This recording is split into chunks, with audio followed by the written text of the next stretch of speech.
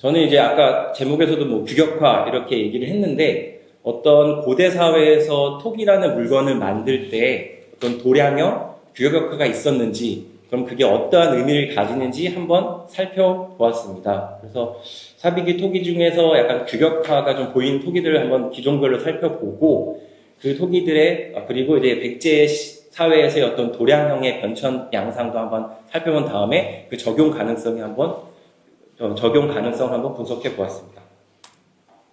먼저 서론인데요. 먼저 토기를 배우기 전에, 사비기 토기를 먼저 살펴보기 전에, 백제 사비기, 백제의 어떤 역사에 대해서 간단하게 잘 알고 계시겠지만, 살펴보도록 하겠습니다.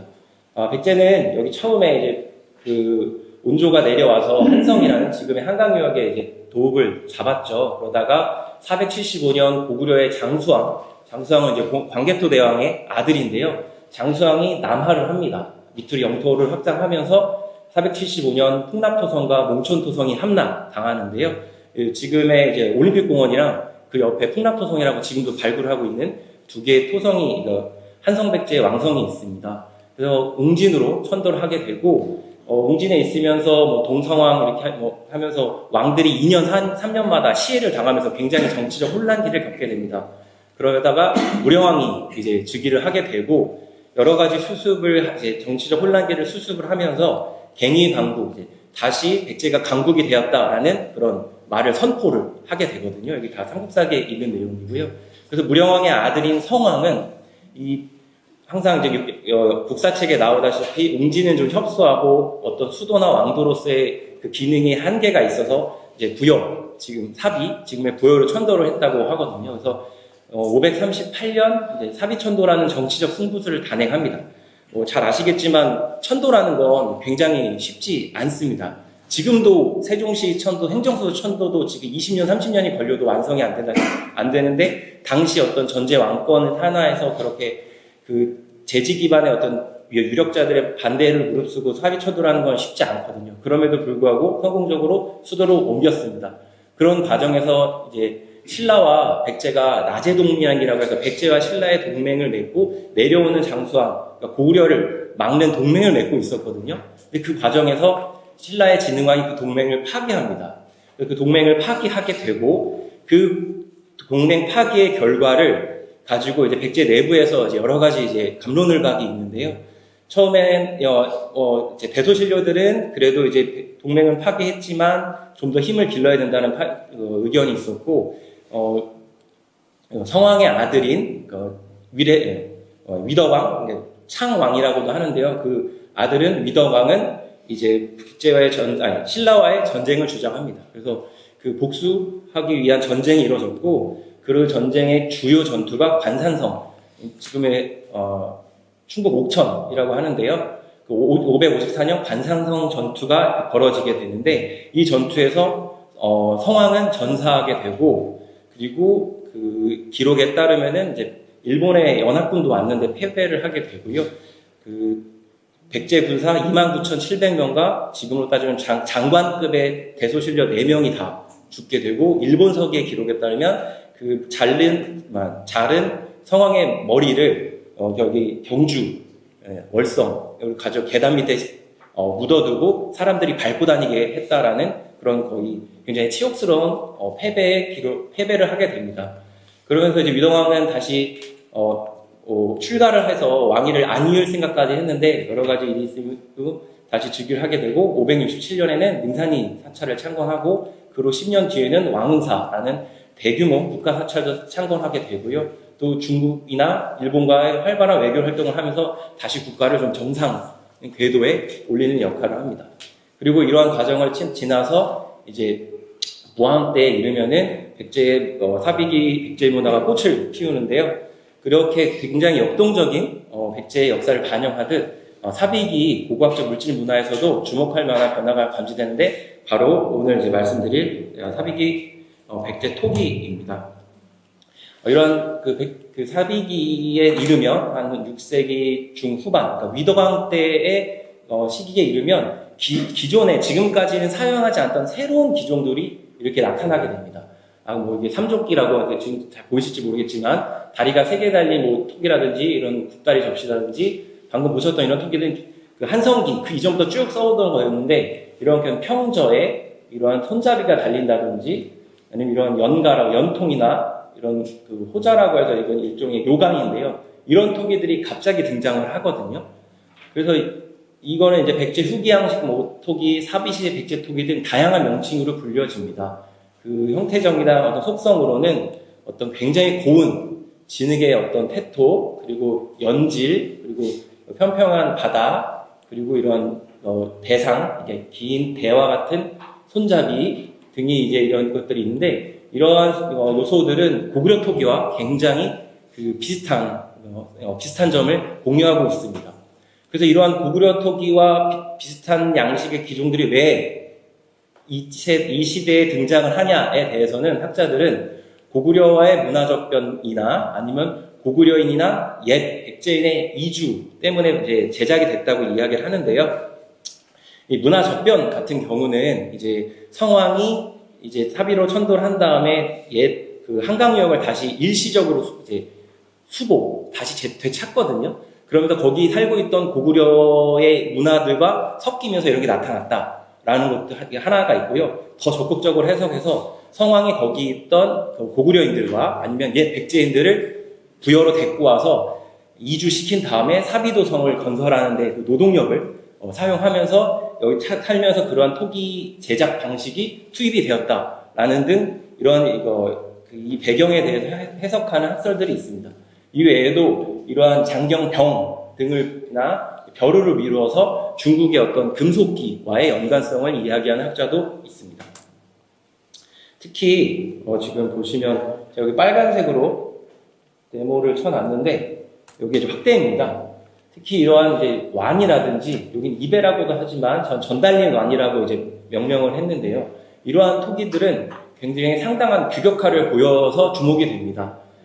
이게 신기종 토기들에서 보이는 전문화 규격화는 학자들은 율령제의 시행 아래 백제 중앙정부, 백제 중앙에서 주도해서 생산하고 직접적으로 유통했다고 해석을 하고 있습니다.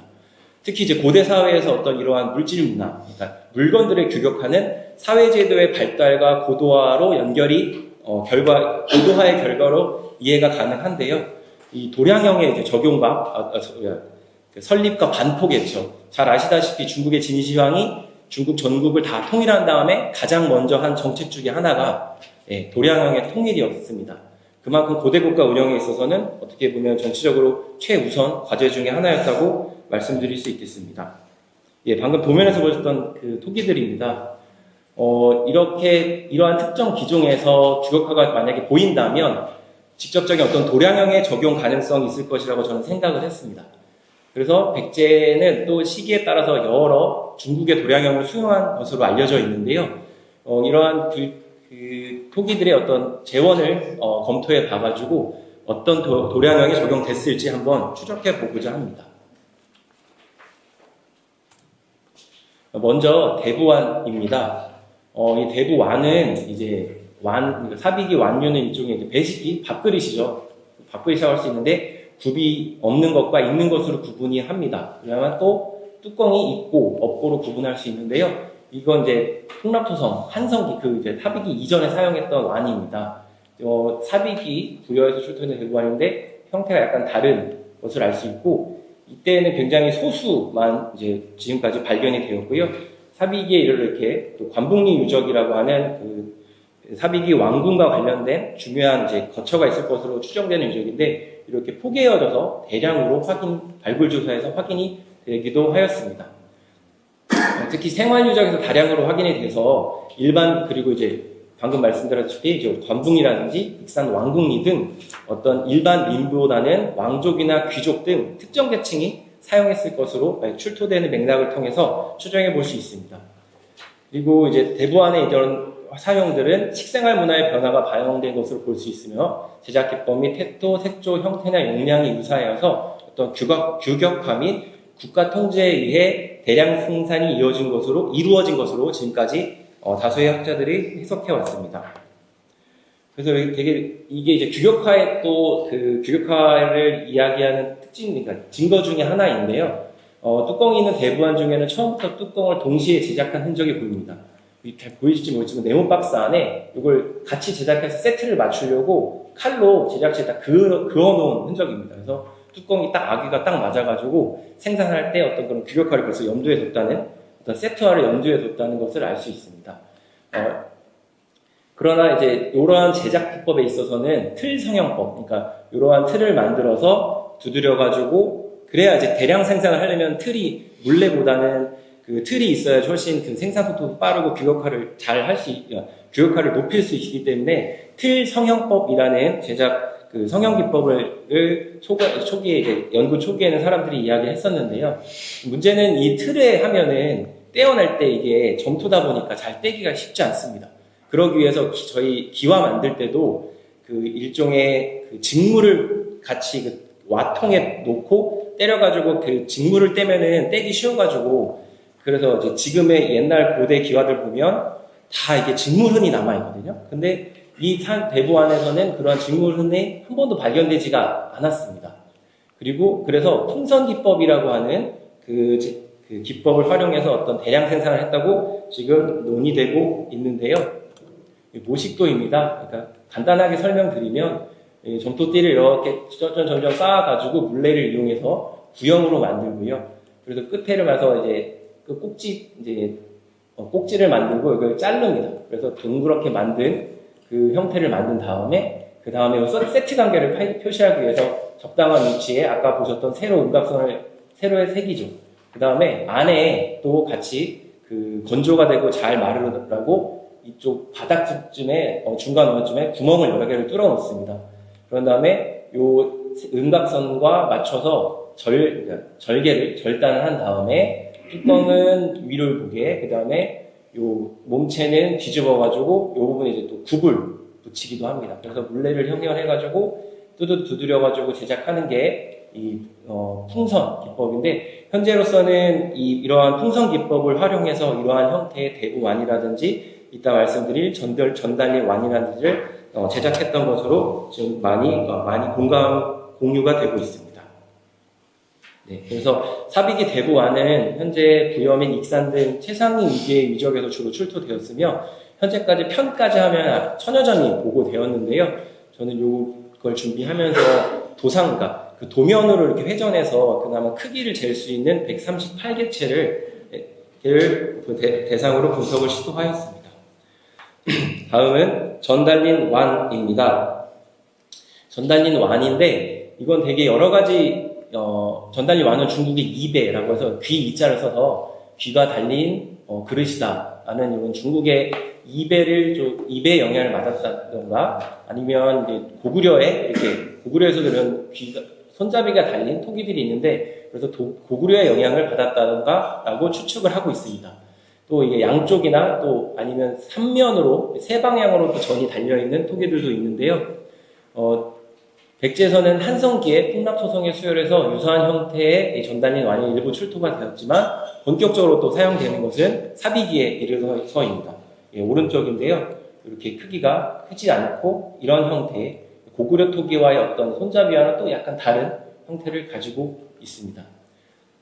사비기 출토 중에서 가장 이른 것으로 이제 추정되는 것은 능산리 사지에서 출토된 유물입니다. 다음 장면 보시면 아실 텐데 앞에서 보셨다시피 한성기나 아니면 고구려와는 약간 차이가 있음을 알 수 있고 이 안에는 또 그 칠 도료가 남아 있어가지고 칠도 사용했었고 이러한 토기에 칠을 담아서 사용했다는 것을 또 확인할 수 있었습니다. 그 형태와 크기는 보시다시피 도면 이게 축척 스케일이 있는데 굉장히 규격화가 높아 보이기는 합니다. 그래서 왕궁류 보통은 이제 그 주거 생활하는 유적에서 출토되었는데 왕궁류 유적에서는 서쪽에 있는 그러니까 담장이죠. 담장을 제외하면 배수 및 집수 시설에서 굉장히 많이 출토가 돼서 어떤 그 배식기나 생활용기가 아니고 뭔가 의뢰와 관련된 것도 아닐까라는 견해도 있습니다. 그러나 이제 배식기로 사용되었던 대부안과 굉장히 유사하고 주로 최상위 계층이 거주했던 유적에서 발견되어서 저는 배식기일 가능성이 높다고 생각을 합니다. 형태는 고구려 전달린 완과 유사하지만 제작 기법에서는 좀 차이가 있는데 보시다시피 오른쪽 보시면 고구려 고구려의 어떤 전달린 토기는 이 손잡이를 붙일 때 이 기형보다 짧게 해서 이 토기 본체 원형의 어떤 둥근 선을 살려서 하는데요. 백제 같은 경우는 아예 일자로 만듭니다. 또 이런 것들이 약간 차이가 있고요. 그리고 앞에서 보시면 고구려 거는 굽이 없거든요. 무굽인데 백제 것들은 이렇게 다 굽을 부착하는 또 차이도 있습니다.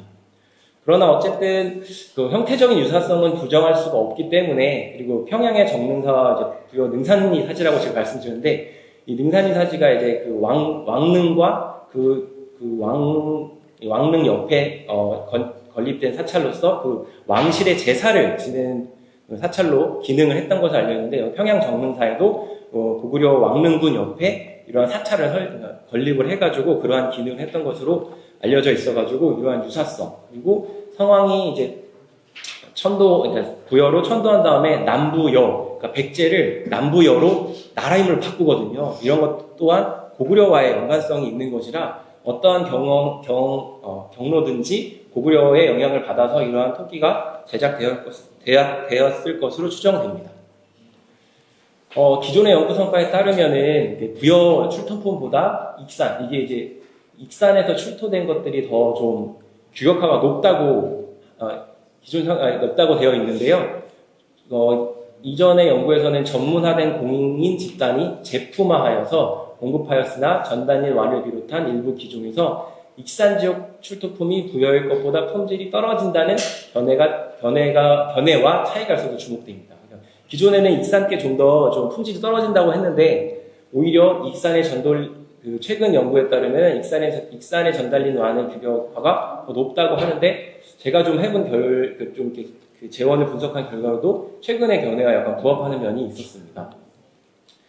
익산 왕궁리 유적의 출토품이 규격화가 높은 것은 좀 시기가 어쨌든 부여보다는 익산 지역의 출토품의 시기가 늦어지거든요, 시점으로. 그래서 어떤 숙련도가 높아졌기 때문일 수도 있겠으나, 어떤 대상 유물의 수량이 많지는 않아서 좀 더 신중한 접근이 필요하다고 생각합니다.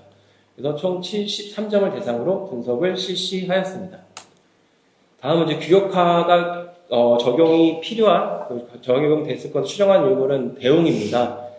대웅은 사비기에만 나오는 건 아닌데요. 아까 방금 말씀드렸다시피 어떤 대웅은 어떤 규격화가 굉장히 기능함에 있어 필요한 유물이기도 하고, 그리고 이른 시기부터 시기의 변화상이 잘 보이는 유물이라 분석 대상에 포함하였습니다. 대웅을 제작한 목적에는 농업의 발전을 위한 잉여 생산물의 발생과 깊은 관련이 추정이 되는데, 이러한 잉여 생산물, 남아있는 어떤 식량이나 이런 것들은 지배계층과 지배를 받는 피지계층을 발생하게 하는 하나의 요인이 되었습니다. 대형 저장용기들이 출토되는 유적은 대형의 취락이나 도성 등 일반적인 소규모 취락보다는 이러한 특징적인 대규모의 마을 유적에서 출토되는 특징이 있습니다. 워낙 크기 때문에 출토되는 양상이 온전하게 나오기 쉽지 않고요. 굉장히 파편상으로 출토되는 게 대다수입니다. 그리고 이제 주거의 내부에 보관하거나 땅속에 묻거나, 아니면 아까 가야 토기에 봤던 것처럼 어떤 그런 시설, 건물의 안에서 보관하여 사용한 흔적을 확인할 수 있습니다. 그리고 도면이라 좀 약간 보시기 어려우실 것 같기도 한데, 이게 풍납토성 유적에서 확인된 일종의 창고입니다. 이게 위에서 본 그림인데요. 이 그림, 여기 한 12m 정도 되는 길이인데, 이 안에서 약 70여 점의 어떤 호류, 저장 용기들이 출토가 되었습니다. 그래서 이러한 대형의 저장 토기와 함께, 이건 이제 중국제 시우디기 전문 도기라고도 하는데, 이게 이제 서진 동진 때 3, 4세기 때 중국에서 유행했던 토기인데, 여기에 25점이 확인이 됐어요. 전문 도기라고 하는 거는 이제 돈전자 써가지고, 그 당시에 중국에서 사용했던 동전을 여기에 똑딱딱딱 찍어서 이제 디자인을 한 토기입니다. 근데 재밌는 거는 이 안에 생선뼈가 들어있었거든요.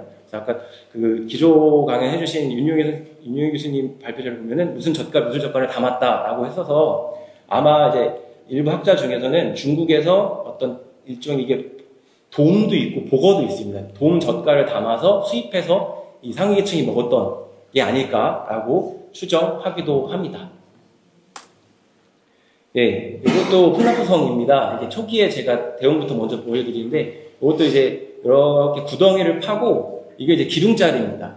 땅을 파서 위에 기둥을 시설해서 이러한 대형들을 그러니까 안치하고 이제 창고로서 썼던 것을 알 수 있는데, 재밌는 점은 이 안에서 중국제 이런 도자기가 출토가 되었습니다. 그래서 일본은 어떤 술이나 아니면 액체를 담지 않았을까. 그리고 이러한 그 고급 기종의 고급 용기를 사용했다는 걸 봤을 때는 어떤 일반인의 창고보다는 왕실이나 관청에서 사용했던 창고가 아닐까 추정하고 있습니다. 그리고 사비기에서도 이제 대웅이 다수가 출토가 되는데, 사비기에 이르면 대웅은 형태 및 크기에 있어서 그 이전보다 뭔가 규격화 현상이 감지가 됩니다. 입구가 그러니까 몸체보다 현저하게 좁아지고, 동체대경, 그러니까 제일 넓이가 높은 부분은 어깨 부분으로 올라오게 됩니다. 그리고 부여 내에서 다수의 이제 유적에서 대웅들이 확인되는데, 특히 쌍둥리라고 하는 동네가 있거든요. 이 동네에서 유독 좀 그 대웅의 출토 사례가 높습니다. 이 동네를 왜 거기서 나오냐, 여기 많이 나오냐고 추정하다 보면, 여기서는 이제 목간이라고 해서 당시에는 종이가 없어가지고 이런 나무 편에다가 글씨를 쓰고 이게 일종의 종이이자 공문서였었거든요. 이러한 것들도 이 빨간 영역 안에서 다수가 출토가 되고, 대웅이 많이 출토가 되고, 또 내용이 좌간 대식기라는 이게 쓰여 있는데, 이게 이제 관이라는 뭐 관청이라든지 아니면 자관이라는 어떤 관직한테 대식, 그러니까 쌀을 빌려줬다는 기록이 써여 있어요. 그래서 일종의 진대법, 어떤 진율책을 시행했던 관청이 있지 않았을까. 그러기 위해서는 곡식을 다 저장을 하고 보관을 해야 되니까, 그래서 이렇게 큰 대웅들이 여기에 많이 나왔지 않았을까 추정을 고고학자들은 해석을 하고 있습니다. 여담이긴 하지만 여기 자관대식기에 이 당시에 이제 그 관에서 곡식을 빌려주는 이자율도 있거든요. 얼마나 받았을 것 같으세요? 10%? 좀 더 써보세요. 최소가 30이고 많이 받으면 50%씩 받았어요. 그래서 일본에서는 요 시기에 이러한 이자놀이를 통해서 국가재정을 마련했다는 기도 했습니다. 근데 우리나라는 그 정도까지는 아닌데, 어쨌든 이자율이 지금의 법에서는 한참 오버한다라는 것도 알아두시면 재밌을 것 같습니다. 그래서 이런 대웅은 한성기부터 사비기에 출토된 대웅들 중에서 86점을 재원을 추출하였습니다. 예, 딱 눈으로 보시기에도 뭔가 형태적으로 좀 비슷해지는 형상이 보입니다. 그래서 아까 말씀드렸던 쌍둥이 유적이 출토된 그 대웅인데, 여기 어깨 부분에 7월 입이라고 해서 7월 20일이라고 하는 이제 그 숫자가 쓰여져 있는데, 이게 7월 20일 날 만든 것인지, 7월 20일 날 넣기 위해서 새긴 것인지는 아직 확실하게 알 수는 없습니다. 그럼 이제 백제 사회에서 어떤 도량형의 변천 양상을 한번 살펴보겠습니다.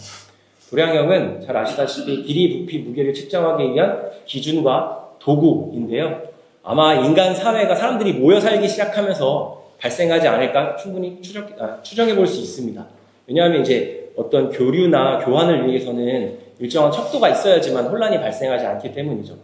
우리랑 이제 관련이 높은 중국의 사례를 찾아보면, 중국 문헌에서는 도량제도는 순제 시기에 처음 이제 등장했다고 기록되어 있습니다. 실질적인 자료로는 전국을 최초로 통일한 아까 서론에 말씀드렸던 진시황 때인데요. 국가 내 물자의 효율적 유통과 국가 경영의 안정화를 위해서 도량형을 통일해서 반포하였습니다. 우리나라에서는 문헌 기록과 함께 아까 말씀드린 쌍둥이에서 이따 보여드리겠지만 실제 자가 출토되기도 했고요. 하남 이선상상에도 출토된 어떤 자들을 통해서 삼국시대 경에는 뭔가 제도적으로 제도화되지 않았을까 추정해 볼 수 있습니다. 이제 백제희 같은 경우는 그러니까 양을 재던가 무게를 재는 자료보다는 길이 단위를 바탕으로 한 그런 그 자료들이 많이 확인이 되어가지고, 저는 이번 토기를 분석하면서 일단 길이 재원에 집중해서 분석을 했습니다. 요거는 한번 되게 재밌는 자료라서 제가 이제 소개를 하려고 하는데, 이게 중국 산시성 예천현이라는 동네 무덤에서 나온 확인된 이제 그 국자입니다. 도량형기인데요. 재밌는 점은 여기에 이제 처음에 여기에 그 진시황의 어떤 그런 교시가 쓰여 있습니다. 맨 처음에는 여기에 써 있었어요. 이쪽 면에 쓰여져 있었는데 여기는 진시황령이 1번, 2번이 있고 이세 황제령이 있습니다. 그래서 이 도량형기는 굉장히 의미가 남다르기 때문에, 왜냐하면 황제만 가질 수 있고 황제만 선포할 수 있는 겁니다. 그래서 그 이세 황제까지 이어지는데 여기에 자기 아버지를 칭송하면서 이런 도량의 중요성을 이제 다시 한번 이렇게 강조하는 내용이 쓰여 있습니다. 근데 중국은 글을 오른쪽에서 왼쪽으로 읽잖아요, 옛날에. 그러니까 여기다가 글을 쓰면 자기 아버지보다 자기가 먼저 글을 쓰게 된 거예요. 그래서 추후에 다시 여기에 동일한 내용을 여기다 다시 새깁니다. 그래서 자기 진시황보다 본인이 늦게 이거를 이제 받았다는 것을 이런 식으로 아버지의 어떤 권위와 이런 것들을 표현하는 것이고, 이런 게 반영된 도구가 도량형이라고 말씀드릴 수 있겠습니다. 한성기입니다. 한성기에는 지금까지 연구 성과에 따르면 후한척이 한 척이 약 23cm 정도 되는데 이것을 사용한 것으로 논의가 되었습니다. 그런데 이제 그 노중구 선생님께서 후한척의 사용의 근거로 이제 제시하였던 방이동 부분군이 신라 부분으로 밝혀져가지고 수용에 대한 재검토가 필요한데요. 그런데 풍납토성에서 출토된 어떤 토관, 일종의 뭐 하수도관, 상수도관이라고 할 수 있는데, 이게 수로가 있는 관에라든지 아니면 토제 기둥 장식인데, 여기가 이제 건물에 기둥을 올리면서 이제 기둥을 고정하는 기능을 하면서 어떤 장식을 하는 건축 자재입니다. 근데 이러한 것들이 20에서 23cm의 분포를 범위고 있어서 아마 후한척이 사용되었지 않았을까라고 추정해 볼 수 있습니다. 그러나 한편 그 풍납토성 바깥에 여러 목재 우물이 발견이 됐는데, 이런 것들을 통계학적으로 분석해 본 결과 아마 한 척이 29.8cm인 중국 북쪽의 통에 척토가 도출이 되어가지고, 당시 뭐 동일한 시기에 뭐 한성기라고 해도 어떤 다양한 형태의 도량형을 사용했다고 추정해 볼 수 있습니다. 저희도 최근까지만 해도 야채 한근이랑 고기 한근의 실질 절대 무게는 달랐기 때문에 이 당시에도 그런 어떤 사회상을 뭐 유추해 볼 수 있다고 생각합니다. 그리고 이제 후한척 이외에도 동진척, 남조척이라고 하는데 한 척이 25cm인 기준척을 사용했을 가능성이 제시되기도 하였습니다. 그 근거로는 잘 아시는 칠지도입니다. 칠지도가 딱 75cm로 나눠지거든요.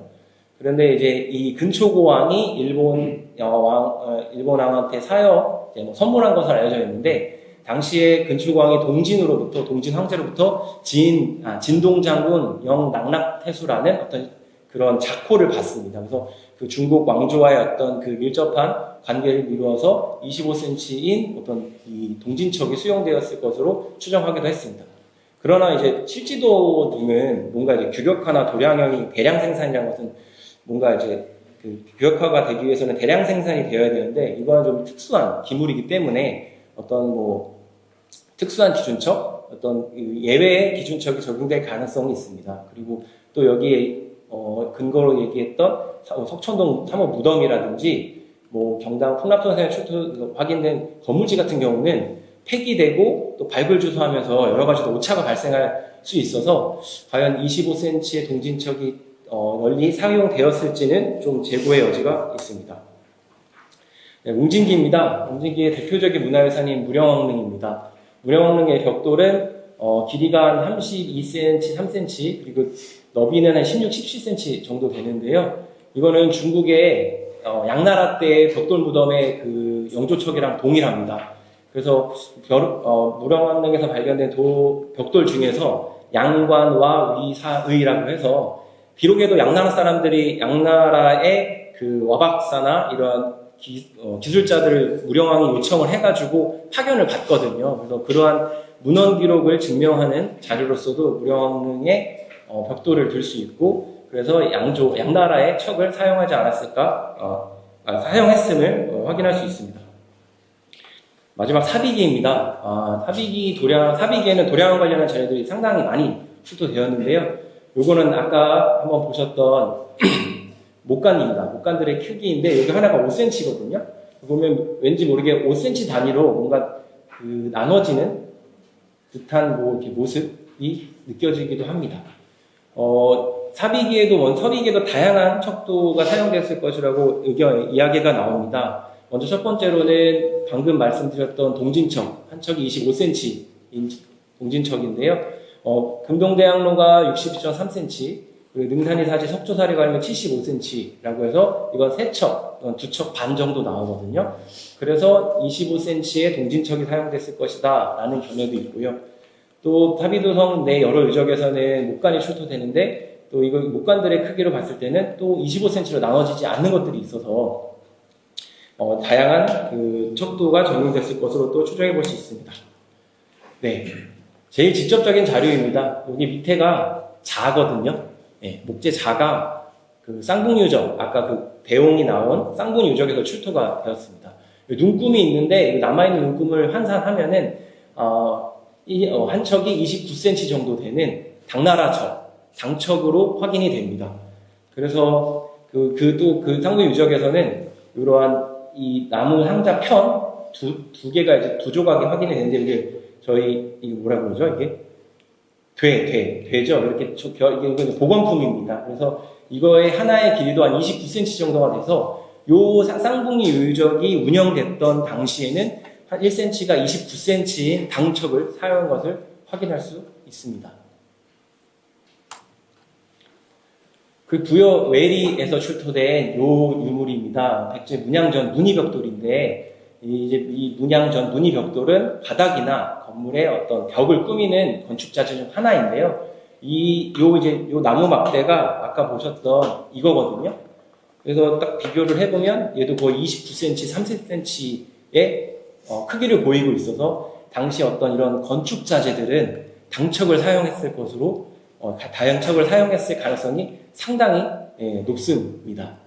왜냐하면 이러한 건축자재들은 규격화가 되지 않으면 아예 기능을 할 수 없기 때문에 당연히 규격화, 도량형이 적용됐을 거고 이런 당시 이제 사비기도 분명히 여러 시기에 따라 다르겠지만 이러한 유물들이 출토된 유적이 운영될 당시에는 당척이 사용됐다는 것을 알 수 있습니다. 이거는 방금 보셨던 내용들을 이렇게 잠깐 정리한 거고요. 결국 그 백제의 기준척은 당시 시대 상황에 따라 달랐으며 또 어떤 그런 자료, 그러니까 물건의 형태, 성격에 따라서나 용도에 따라서 달랐을 것으로 추정해 볼 수 있겠습니다. 이 부분은 좀 복잡한 내용이긴 한데, 그래서 방금 지금까지 살펴보았던 대부환, 전달리환, 대홍들을 이제 수치를 한번 크기나 길이나 이런 것들을 한번 계측을 해 보았습니다. 그래서 대부환이랑 전달리환은 구경, 입구, 아가리 크기, 그 다음에 높이를 쟀고요. 대홍 같은 경우는 크기를 다 재지 않고 용량이 차는 것은 요만큼까지이기 때문에 요 이제 구연부, 입술 빼고 동체부의 크기만 길이를 쟀습니다. 그래서 이제 만약에 이제 양기, 그러니까 그 양을 아는 도량을 추출할 수 있으면 좋지만 지금까지 살펴본 바와 같이 길이에 대한 도량형의 자료가 양호하기 때문에 길이를 기준으로 분석을 했고 만약에 도공이 토기를 제작 과정에서 규격화를 추구했다면 가장 어떤 그 토기의 용량을 가늠하는 높이와 구경을 먼저 정해서 제작하지 않았을까 추정을 했습니다. 그래서 방금 이제 말씀드렸다시피 이렇게 동체부, 구경 이런 것들을 추출을 했습니다. 그 결과 대부환, 천천히 설명드릴게요. 대부환은 부여 것보다 익산의 것들이 좀 더 크게 나왔습니다. 평균 보면은 높이는 6.4, 9.5, 구경도 14.6, 16.8. 또 이런 것들에서 봤을 때는 대부환은 부여 것보다는 익산태 더 조금 큰 거로 나왔고요. 전달리환은 지역에 따라 좀 차이가 있는데 기종에 따라 차이가 있는데 그 전달의 그 표준 편차, 요것도 설명드리겠습니다. 중위값과 표준 편차라는 값을 추출했는데요. 이건 둘 다 평균과 관련된 겁니다. 저희가 이제 평균을 구할 때는 그냥 더해서 나누는 법도 있지만 중위값이라고 해서 제일 작은 것부터 그러니까 크기대로 쭉 나열해서 가장 가운데 것을 추출해서 쓰기도 하거든요. 그거는 이제 그러니까 그 표본이 갖고 있는 굉장히 극단적인 걸 줄이는 방법 중에 하나라서 이것도 한번 이 평균을 보완하기 위해서 한번 뽑은 거고요. 표준 편차라는 것은 평균이 있고 이 나머지의 이 평균에서 그 실제 자료들이 얼마나 떨어져 있는가를 나타내는 것으로 표준 편차가 작아질수록 평균이 굉장히 유의미하다라는 뜻입니다. 그래서 보시면 전달림 같은 경우는 동체부 고는 동체부 고나 구경은 큰 차이가 없어요. 근데 표준 편차에서는 부여의 것들이 익산 것보다 크기는 더 표준편차가 높고, 또 구경 같은 경우는 익산 것들이 표준 편차가 더 큰데, 결국은 이게 어떤 동체부 구나 구경에 있어도 표준화가 다른 것보다 굉장히 혼란스럽다는 것이라고 이해하시면 될 것 같습니다. 그리고 이러한 크기들이 방금까지 살펴봤던 23cm나 25cm나 31cm로 뭔가 나눴을 때 뭔가 정수나 그런 걸로 나눠지지 않는다고 확인이 되었습니다. 반면 대원 같은 경우는 크기를 한번 쭉 재봤더니 웅진기들은 작아졌다가 삽이 좀 크긴 하는데, 표준 편차가 시기가 흐를수록 10% 정도씩 계속 감소하는, 그러니까 점점 표준화되어가는 양상이 거칠게나마 좀 확인이 되었습니다. 그래서 저는 이러한 산출된 값을 시기가 좀 늦어질수록 대원 같은 경우는 규격화 정도가 상승하는 것이 아닌가라고 해석을 하였습니다. 이제 또 우연일 수도 있는데, 이게 이제 이건 이제 수열, 그러니까 구덩이인데요. 이건 이제 앞에서 본 인면도고, 이건 위에서 본 겁니다. 그래서 플라스크형이라고 해서 복주머니형이라고도 하는데, 이러한 저장 시설이 백제에서만 사용되는 일종의 특수한 저장 시설입니다. 근데 이 수열 창고의 크기 변화상이 대용의 그러니까 대용의 변화상과 유사한데요. 굉장히 작은 차이긴 하지만 운전기에 줄었다가 삽입기에 들어도 커지더라고요. 그리고 이 밀집도라고 해서 단위 면적당, 예를 들어 단위 면적당 이러한 창고가 몇 개가 들어가나 세봤을 때도 삽입기에 들어서 굉장히 높아져가지고, 이러한 어떤 정형성을 가지는 창고가 삽입기에 들어서 폭증했다는 것을 확인이 되는데, 이러한 변화상이 굉장히 대용의 변화상과 유사하다는 것을 확인을 하였습니다. 그런데 아까 말씀드렸다시피 전달린 완이나 대부완은 어떤 척도가 잘 나눠지지 않았는데, 대용의 경우 삽입기 동체부의 경우는 약간 74.3이라는 이제 평균값이 나와서 이것도 굉장히 검토 여지가 있지만, 우연치 않게 또 남조척 25cm로 또 정수로 떨어질 수도 있는 가능성을 확인하였습니다. 분석 방법이 굉장히 거칠긴 하지만, 높은 규격화가 예상되었던 토기들에서는 실질적인 어떤 기준척이 추출되지 못했고요. 다만 대용의 경우는 다른 동시기에 사용됐던 저장 시설과 함께 어떤 제환의 변화상이 유사하여 좀 주목을 하였습니다. 기존 연구들에서 삽입기 토기들의 규격화 배경에 있어서 토기 제작의 전문화 및 대량 생산화 결과, 중앙의 통제, 삽입 시스템의 발달 등 굉장히 사회경제적 요인들로 많이 이제 해석을 했거든요. 그렇지만 똑같은 규격화라고 해도 좀 다르게 접근해봐야 되지 않나라는 생각을 하였습니다. 대부완과 전달림와는 배식기죠. 그리고 대용은 저장 용기입니다. 배식기류는 실질적인 도량형이 적용될 수도 있지만, 어떤 실질적인 척도보다는 당시의 1인 배식량이라든지 아니면은 뭔가 그런 문화적인 어떤 디자인적인 규격화가 적용되었지 않나라고 생각할 수 있고, 반면 대용 같은 경우는 저장 기능을 수행하기 위해서는 정확한 규격화와 용량이 동일해야 합니다.